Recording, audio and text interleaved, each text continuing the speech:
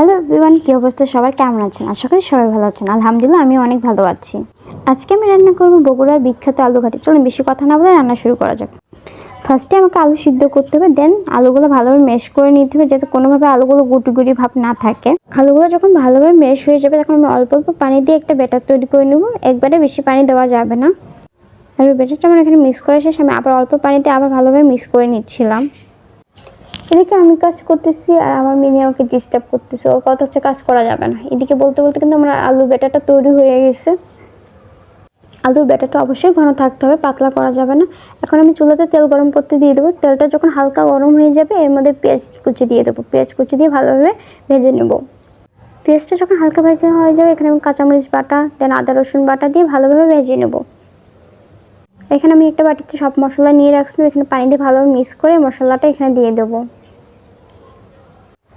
মশলাটা দিয়ে ভালোভাবে কষাই নিতে হবে। মশলাটা যখন হালকা কষানো হয়ে যাবে এখানের মধ্যে আমি আলুর ব্যাটারটা দিয়ে দেবো। আর আমি এখানে দালচিনি এলাচ দিতে ভুলে গেছিলাম, তাই এখন দিয়ে দিলাম। মশলাটা আমার কষানো শেষ। এখন আমি আলুর ব্যাটার দিয়ে ভালোভাবে মিক্স করে নেব মশলাটা। আলুর ব্যাটারটা মিক্স করা শেষ। আমি মশলাটা ভালোভাবে আলুর ব্যাটারের সাথে কষার জন্য কিছুক্ষণ চুলার উপর রেখে দেবো। এদিকে আমি ডিম ভেজে নিচ্ছিলাম।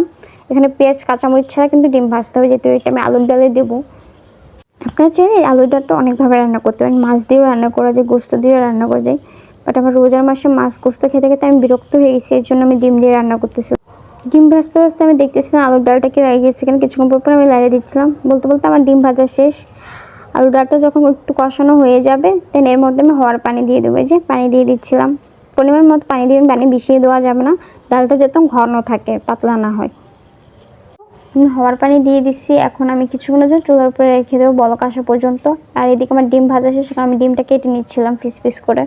ডিমগুলো পিস পিস করে কেটে আমি এক সাইডে রেখে দেবো। যখন ডালের বলক চলে আসবে তখন এর মধ্যে আমি ডিম ভাজাগুলো ডিম ভাজাগুলো দিয়ে দিচ্ছিলাম। দিয়ে কিছুক্ষণের জন্য আবার চুলার উপরে রেখে দেবো।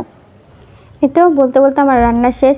অবশ্যই আপনারা আলুর ডালটা রান্না করে দেখবেন আর খেতে কেমন হয়েছে অবশ্যই কমেন্ট করে জানাবেন। আজকের ভিডিও এখানে শেষ। সবাই ভালো থাকবেন। আল্লাহ হাফেজ। নেক্সট কোনো ভিডিওতে আবার দেখা হবে। Bye bye, take care.